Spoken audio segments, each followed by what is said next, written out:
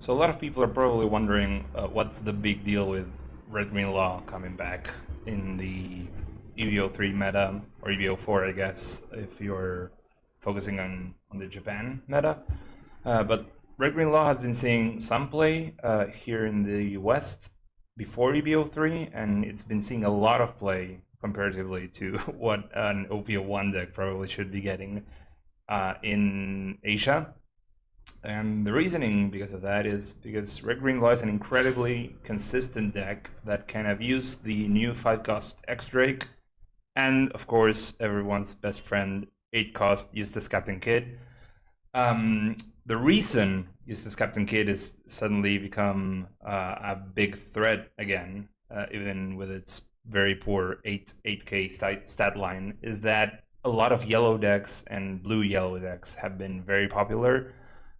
Like I've been saying, not as much in the West because we didn't have the EB03 cards up until like past Friday, but in the West, 5-cost Nami, 7-cost Robin, they're all in full-fledged power, and blue-yellow Nami is a big threat, and yellow Luffy with all the 5-cost crap, also a big threat. Same thing with Boa.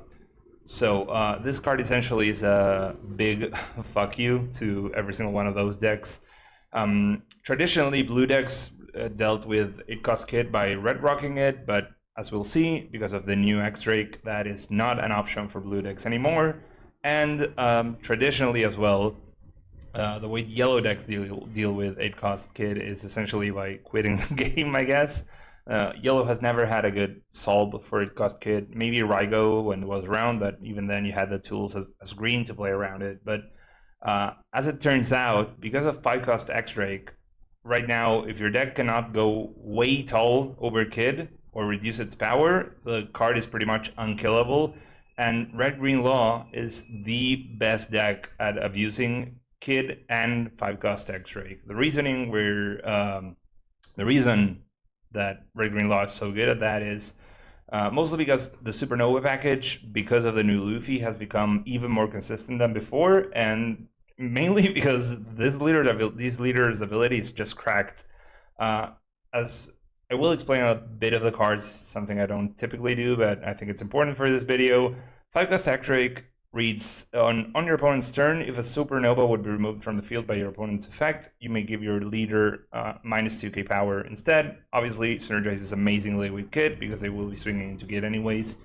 However, Red Green Law, kind of like Red Green Smoker before it, has the ability to play Kid on curve on 8, just because Cavendish is a thing, so you can just get to 8 done, slam the Kid, swing it Cavendish, and attach it onto it.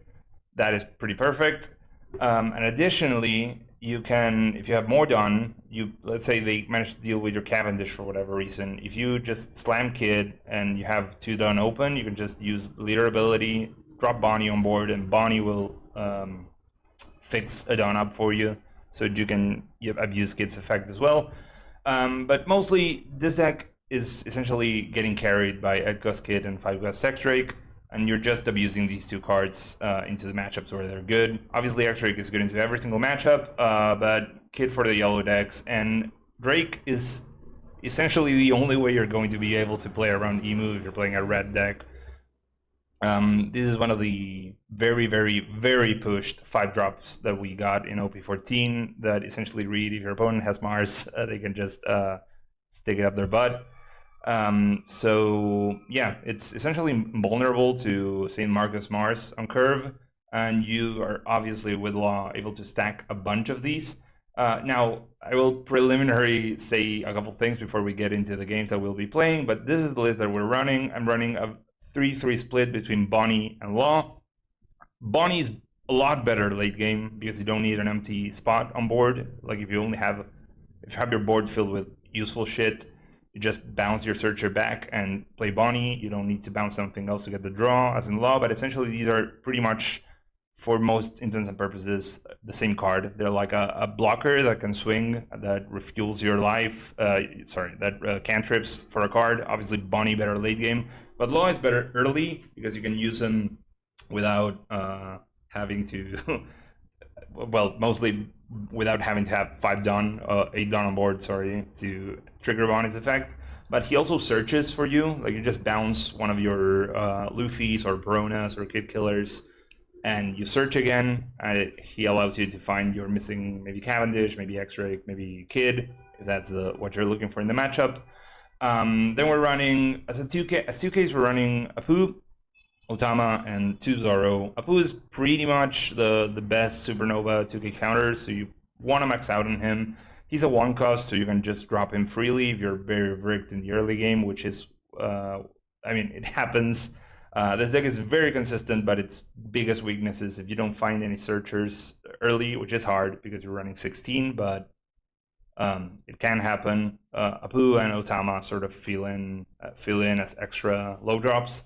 And we're running 2 Zoro as an additional Supernova 2K counter that can be grabbed off Perona.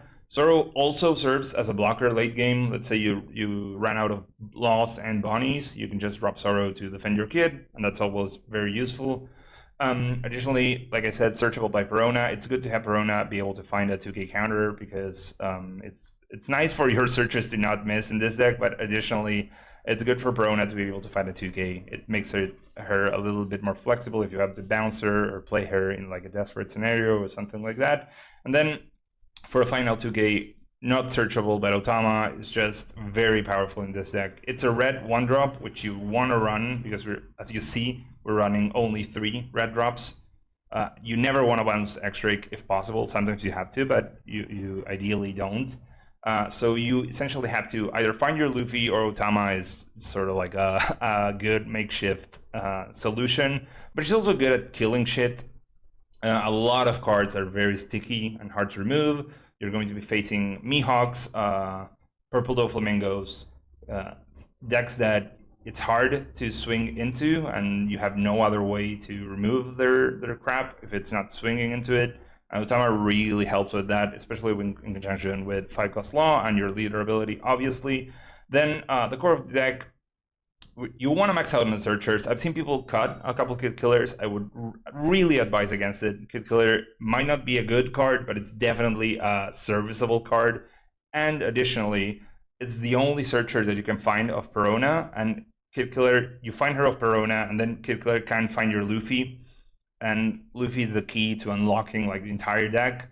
Then you have obviously, for Luffy, because the card is insane, for X-Ray, core of the deck, pretty much the most important card. Allows you to play into black, blue, yellow, even with the 5-cost Nami that blows up something on play.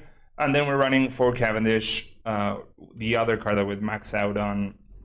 Cavendish is just insane. It's essentially free red green smoker activation on attack. Most of the time it will be hidden behind Kid, but additionally Cavendish defense for 6, and he's sort of a must kill, so your opponents will have to swing into it. Essentially, it means you can preserve your life because you are a 4-life leader and you will die fast if you're getting raised.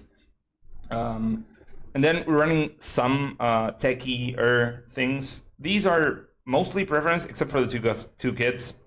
I'm running 2. You can run more, but 2 is perfectly fine. He's searchable by 12 of your searchers, and you will search a lot in this deck, and you will flip over your entire deck more than once throughout the course of a game.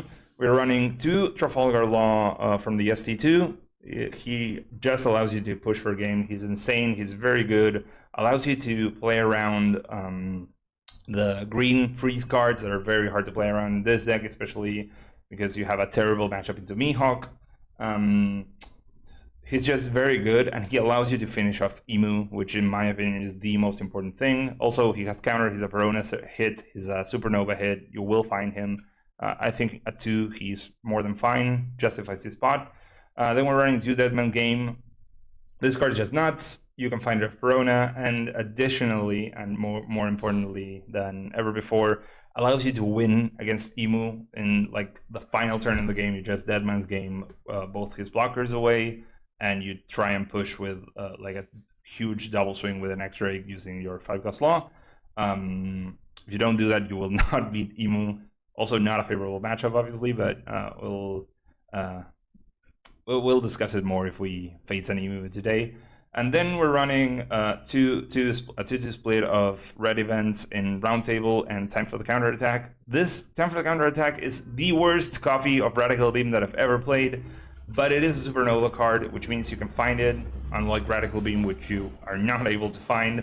And it's fine. I mean, most decks have a boss monster. I mean, most decks that are not Emu have a boss monster that swings for over 8, which means the event will be live.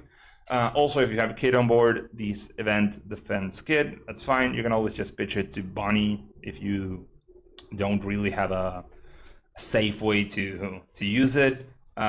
This card is dead against Emu. Like, it's the worst card, and it's also very, very, like, it is very bad, but it's the worst good card that you can possibly run. And it is a Supernova 4K for 1 Dawn, which most of the times is more than enough to justify a spot in the deck. It comes in very handy sometimes.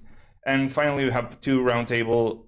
Like, again, you will find this card if you need it, and in some matchups it's just dead, especially when you're facing Emu, where it does nothing. But minus 10k for 4 Dawn in a deck that has a surplus of available Dawn is just great. And this is the card that allows you to win into Ace and especially Mihawk, which in my opinion are 2 matchups that are not favorable for this deck, but this card certainly makes them playable. Ideally, whenever they either block with a new gate or they send in a Shanks or something and swing it around, or like a Mihawk if you're playing obviously green Mihawk, you just Roundtable the card and swing into it. For Ace, it essentially means that you got rid of a 10 drop or an 8 drop if they use the event for 4 Dawn, which is good. You will have crappy things on board to swing for free. But into Mihawk, you have to be careful that they will be able to spiderweb their guy back up. So you should keep that in mind. But again, it's just the most efficient at doing what it does. I would rather be running Gum Gum Mold Gun, or Mold Pistol, whatever. But unfortunately, Mold Gun is a Straw Hat card, but it's not a Supernova card. And like I said, this deck is insanely consistent. It works like a well-oiled machine. And you need to find your pieces if you're going to win a lot of these games. So having your removal spell be searchable is, in my opinion, more important than being able to have the more flexible card and stronger card in Mulligan. So this is my list. Like I said, I would advise against cutting any of the 4. Like all the cards that I'm running at 4 copies probably should run at 4. Then Bonnie and Law are, I think, a must. You should run at least 6 of these in whichever way you prefer. Or, I mean, I've seen people drop to like 4 and run 4 Bonnie or 4 Law, but I think a 3-3 split is very good. And then 2 Kid, and then the rest is just, I would say, personal preference. But this is the list that I have been playing. I vouch by this list. I think it's very good, and like I said, it's very consistent. Hopefully, we will be playing some games today. Hopefully they will be illustrative of what this deck can do, and it's several matchups and how they're supposed to be played. So I'll see you when the first game starts. Okay, we're playing game 1 into Blue-Yellow Nami. We're going to go second. Now this hand is filled with crap that costs 1, but we only have 1 searcher. I don't particularly like that, so we'll mulligan. Now we have 2 searchers. This hand is a lot better. Also, we have a Cavendish, which is one of the pieces that we want to find for our 6th Dawn turn, which means our 3rd turn. We'll start by playing Kid Killer. It might seem counterintuitive, but I want to search for Luffy or One Cuss Bonnie, ideally Luffy, and we find it. That's fine. We'll pass now. Now, we have 3 searches to find one of the 3 X-Drakes that we didn't see with the first search. Ideally, we will get to 6 done, and I'll show you the ideal turn 3 Law opener. Now, he swings 8. Unfortunately, 8 will go through. We find Kid. Now, mind you, the way you lose in this matchup is because you get puddinged. So every single life you take early is kind of rough, but it's fine. We'll start by playing Luffy. We find our X-Drake here, and now we have a full combo for next turn, which is obviously very good. We play Perona and we miss, which is kind of unfortunate, but it's still a guy on board, which is okay. We'll swing 5 first here. Let's see if something triggers out a life or something. Now, if you're playing against Boa or like Yellow Luffy or some of those decks, you really don't want to be swinging early. What the hell? He's running this? Sure. Whatever. So if you're playing into Boa or Yellow Luffy, you really don't want to be swinging early. But if you're playing into Blue UY Nami, I think it's fine. It has a lot less annoying triggers that pop out alive early. And additionally, Yellow Nami is a lot tankier. So it's good to start gnawing off at her hand early. Now we're playing this. We find second Cavendish or blocker. I guess I'll grab the blocker here. And this is fine. I'll pass. Now we're all set up to go for next turn. And that means that the other turn we will be able to play Kid on curve fairly well. Okay, with lose a life. Now I am very, like I said, very, very, very afraid of next turn pudding. But if he has it, he has it. And you can always get out of pudding with a little bit of luck, obviously. Now what you want to do in this position is we'll swing first. Just to see if something, like I said, pops out of the life.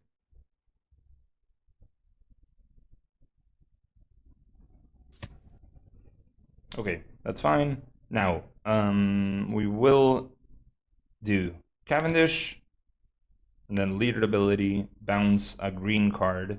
In this case, we'll grab a Verona and drop the X-Rake. Now we're all set. Good. Now we're all good to go for next turn. Play Kid into Cavendish, which is obviously again very good. Sorry, I'm sorry. My English is a little rusty. I guess the thing we're most afraid of is pudding, like I said. We'll give him the Verona that he knows we have. The fact that he swung first essentially telegraphs to me that he's not going to be playing pudding right now, but I'm not sure. I will not give up to one case to counter this. Draws a card. Hopefully he doesn't draw to the pudding, but sure. We'll see what's going on right now.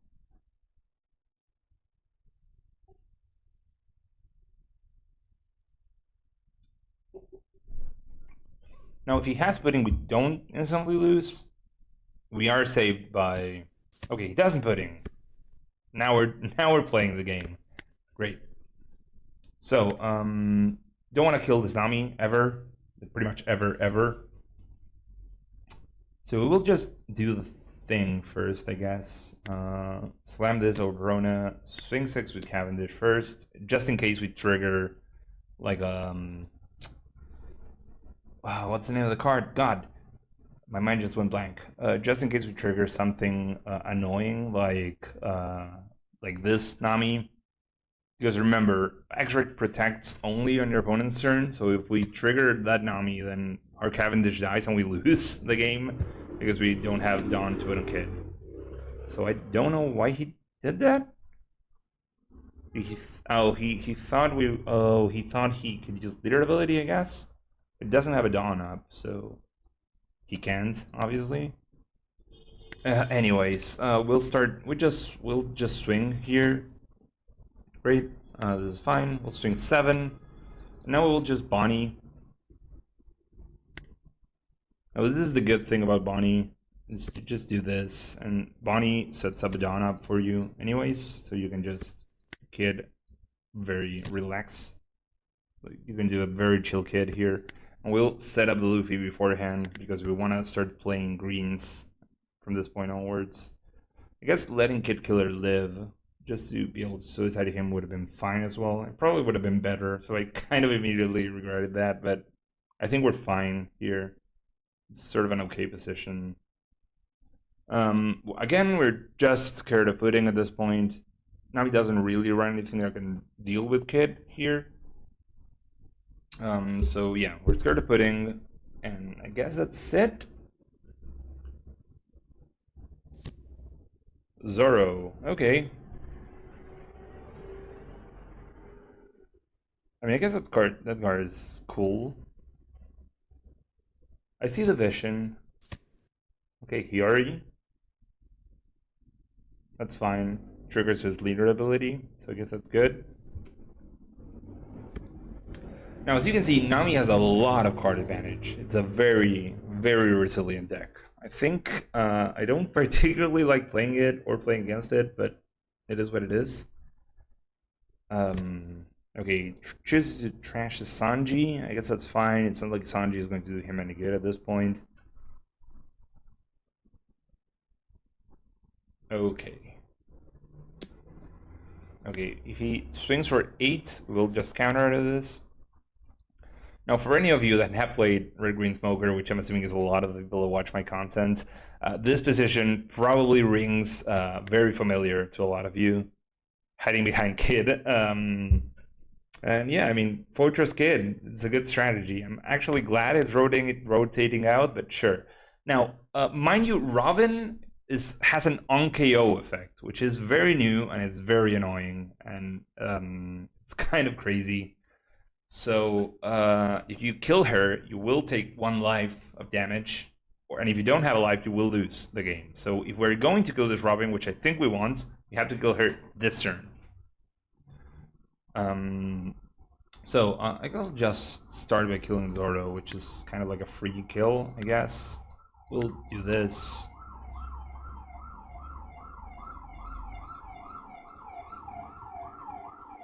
And I guess we'll just swing like 8 into 5, kill it.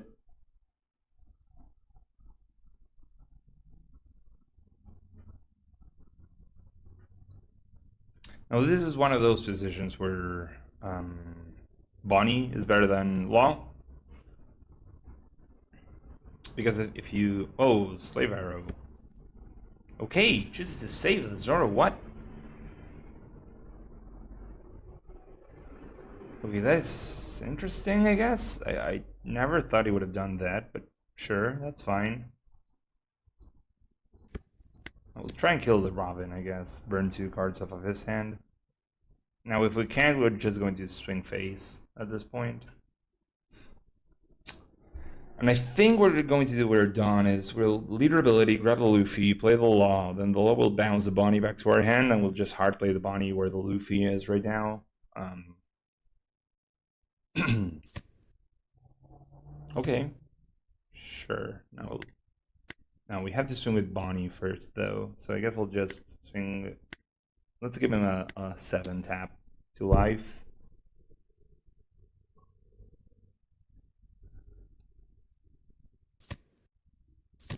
Okay, Kikunojo, sure. It's not a problem at this point. We'll grab the Luffy, play the Law, bounce the Law, Bonnie, then Luffy search. I mean, at this point, I guess we can grab Round Table. It's fine. It's not like I love it, but sure. We'll swing. Actually, I guess we can swing 7 and not get punished by it. Because now we can hard cast Bonnie. Now, the reason we're doing all this like flip thing here, it's just so that we have 2 blockers standing up, which is obviously good because of the way this deck works. But also, it lets us filter hand, and that is always very good. I guess we don't really need this Round Table, to be fair. And we'll pass. So, once again, we're in, I don't want to say an unlosable position, because every single time you're playing against a deck with Charlotte Pudding in it, you can lose, but this is looking very rough for them. Now, Nami, I think, in order of how hard yellow decks are, I think Yellow Luffy is the easiest. What the hell? Okay, doesn't matter. Yellow Luffy, I think, is the easiest one because he doesn't have Pudding. So he's sort of like, kind of like a free win once you get set up behind the Kid, if you play it properly. Then you have Blue Yellow Nami, which obviously has Pudding. And then you have Blue Yellow Boa. Now, Boa is very annoying because also, not only does she have Pudding, but also has Perfume. And Perfume can snipe your Kid, and that is very rough sometimes. Now, we need the board space, so we will let the Law die here. We're not in any rush here, so that's good. Okay, now we'll start by searching. What do I want to grab here? I guess a 2K is always good. Now,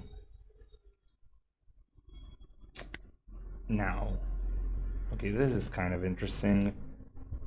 I guess we'll go for like a quick 5 to face. I guess hopefully he burns a card here to trigger later ability. Yeah, that's fine. Now, do we want to kill Robin at this point? I think we're at the point of the game where I don't really need to. We're too close to winning. So I guess I might as well just, like, say swing 7 with Bonnie. We'll do the same thing we did last turn.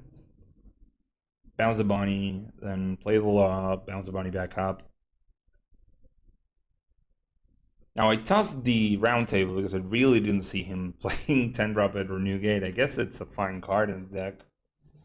I just didn't see it coming, I guess. Okay, chooses to counter that, that's fine. I guess we'll swing with the X-Rake here. Get him to draw a card, like force him to draw a card, I should say. Okay, he does. Okay, I misclicked there, that's fine. We'll go for the 9. Hopefully set him to 0.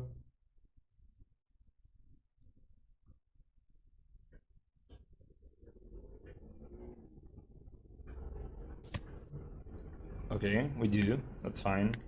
Grab Luffy, play Law. Law bounce Bonnie. I guess we'll play Perona here. We're searching for Dead Man's Game. We don't find it, but we do find a recent Law, which is also good. Now we'll swing, I guess, 7, because we can with Cavendish. 7 face. He will block, I'm assuming, but it's fine. Great. Now we'll Heartblade Bonnie. And I guess we really don't need this X-Rake. Okay, we're in the same position as before. Still afraid of Charlotte Pudding, obviously.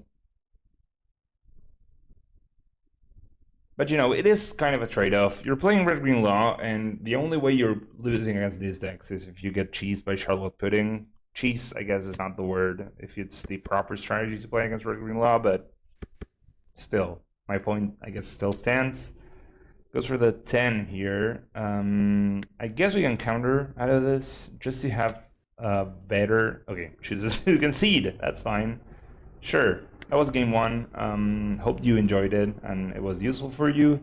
I guess we really had a very good way of. I guess it was a very good example of how to play the going second matchup into blue in general and yellow as well. We already found a game. Okay, so we're playing another blue-yellow Nami. We'll go second again. Sure. Now this hand has 2 searchers.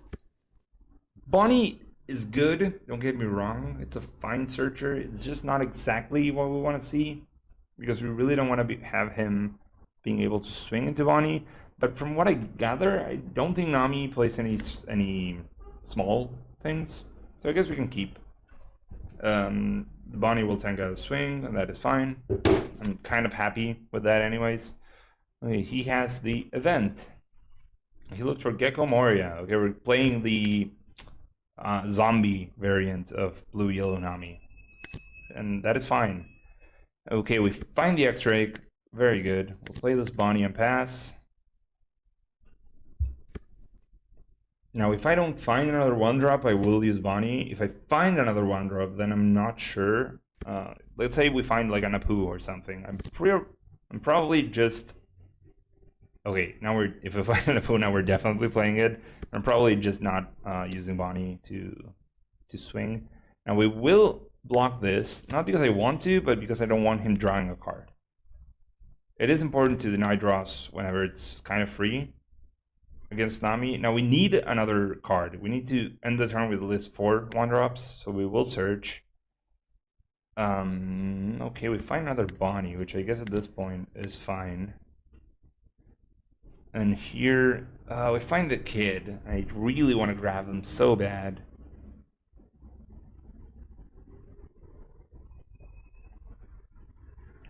Like I want to grab kid so bad here, but I really want to do K as well. Sure, I guess I'll take the risk and I'll grab kid. We'll swing 5 haste.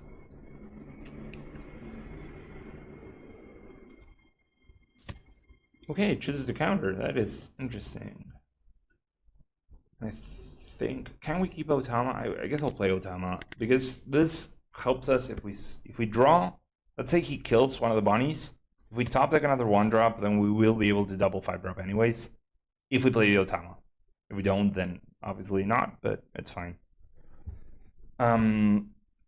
So playing against yellow, kind of annoying. I mean, I really don't appreciate the kid matchups as much as I like other things in this game. I think this deck shines when it's not doing this.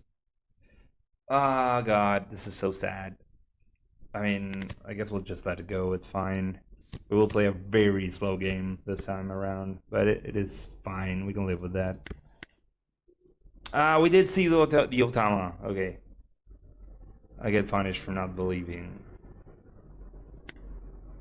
I mean, I guess it's fine. We'll drop the X-Drake here. It's just the better drop. We'll pass. Now, if he swings, he was forced to play a very slow early game as well. If he swings 5, we're countering out of this. Definitely. Yeah, sure. No way. No problem. Robin, yeah, fine. Okay, and now we're gaming, I guess you could say. I think Apu is fine here. I mean, another searcher wouldn't be bad though, to be fair. So we'll just do this. Now, do I want the second X-Drake? It is tempting. I think I'll just grab the round table though. I guess we'll do this, play a Cavendish, send 2 down up, and he has 5 life, I guess. I mean, sure, let's swing 7 here. I mean, if he wants to counter out of the 7, then I'm happy, so sure, why not let him have the chance to make a mistake there.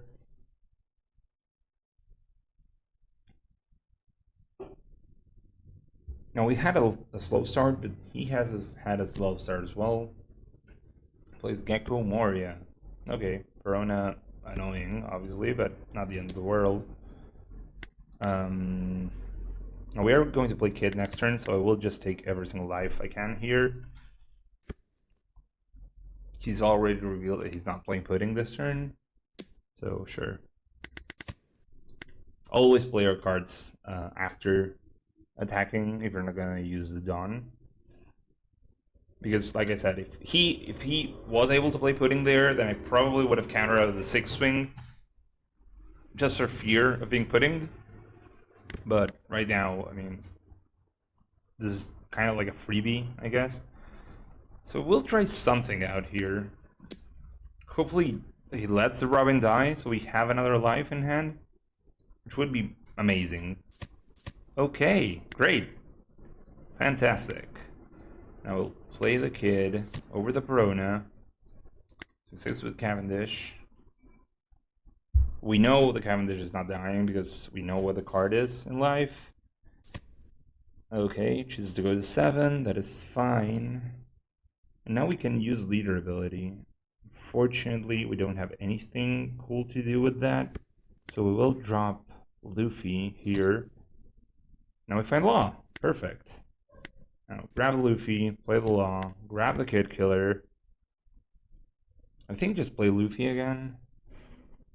I mean, I want to bounce him next turn anyway, so sure. And we can only grab X-Drake. Kind of miserable, but it's fine. And we are in a very good position now, I guess. Still would hate to get puddinged, but at least if we get puddinged, it means he doesn't do anything crazy or out of his mind. We don't have another blocker right now, so I guess I will just counter this swing. Drop an Otama and a Cavendish. I think our Cavendish is pretty much good to go for the rest of the game right now. Swings for 8. Never block an 8 swing if you're playing Kid. I guess Kid Killer is just worse than Bonnie right now. Bonnie at least allows us the flexibility of just dropping her here and drawing. Okay, chooses to Nico Robin again. That's fine. I guess we're in a very good spot here, I guess I would say. Swing here.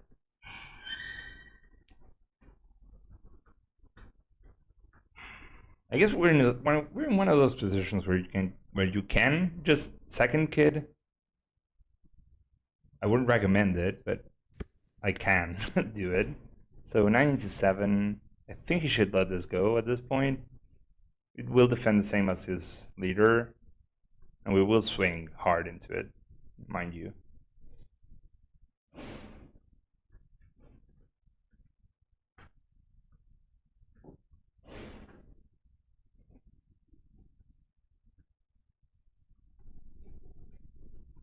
Now, if he wants to burn his entire hand defending, then I guess it's fine by me. I'm really not in a rush.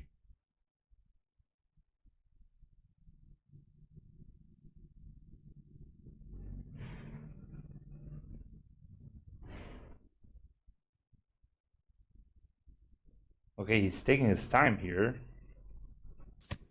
Okay, let's Moria die. Then that's our signal that we're good to go. So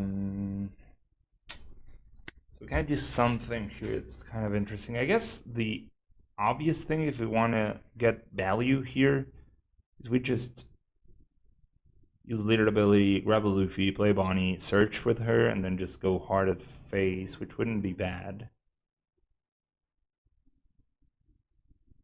I mean, I guess that's fine. Also, we can swing like 7, like swing like a couple, and then grab Luffy, play this law, which I guess is not.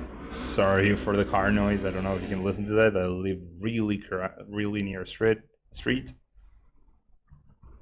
I mean, regardless, I think this is just fine. We'll just go for the law play here. I think that's fine.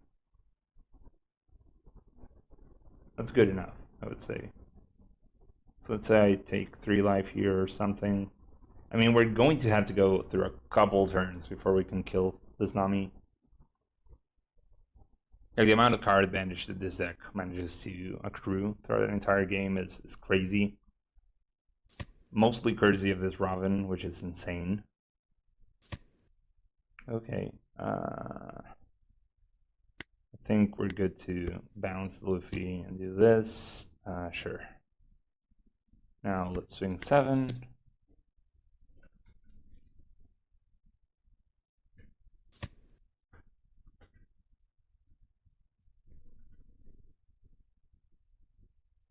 Now let's swing 9. And we'll swing 9 again. Sure. And we'll pass. Okay. Now, I'm not really scared of Robin, I guess. Okay, girl, it's fine.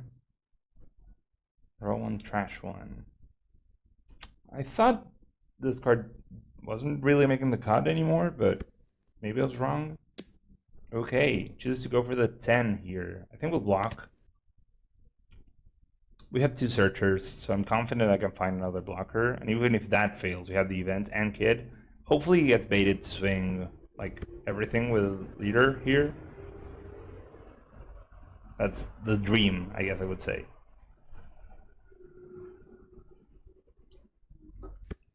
Okay, he does. So we'll use the event now. I guess we kind of like looped a turn here, which is good. We find a searcher, also good, obviously. Now we'll go minus 10k here, swing. Definitely grab that. I'm very happy about it. Grab the event. Now if we Bonnie here, 1, 2, 3, 4, 5, 6, 7, not enough. All good. We can. No, it was enough. Sorry, I had the leader. It's fine. It's fine. It's not a big deal. Sure. We'll do this. Grab the Luffy, play the Bonnie, trash this X-Drake, which we don't really need. Swing 7. Now we're playing essentially Fortress Kid into empty board, which once again means we only lose if he puddings and we get high rolled out of our minds. What? Oh, he countered. Sorry. Didn't really see that. So I guess I can double 9 here.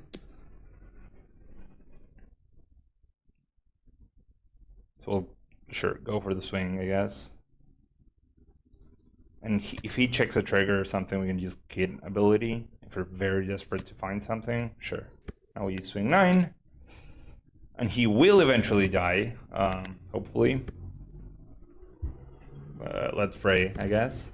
Another young girl, that's fine.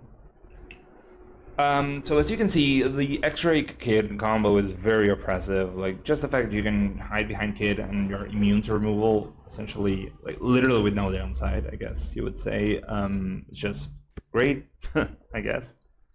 Okay, chooses to play Moria and take a slower turn. I think that's the correct move if you're him. I mean, I have my board filled, so it's not like I can do anything except for, like, kill him. Literally kill him. Okay, chooses to concede. Anyways, so I guess this is the time we have for today, but hopefully you liked the Red Green Law deck. You liked, hopefully you found the video good, and it kind of lets you know what you want to do, how to play with Red Green Law, and how what its strengths are, especially going into a very yellow heavy meta. If you want to see more of Red Green Law, hopefully you will subscribe to the channel and let me know in a comment. Now this is the obligatory moment where I urge you that if you watched the video and you enjoyed it, just please like and subscribe. It helps, and hopefully I'll see you around in my next video. See you.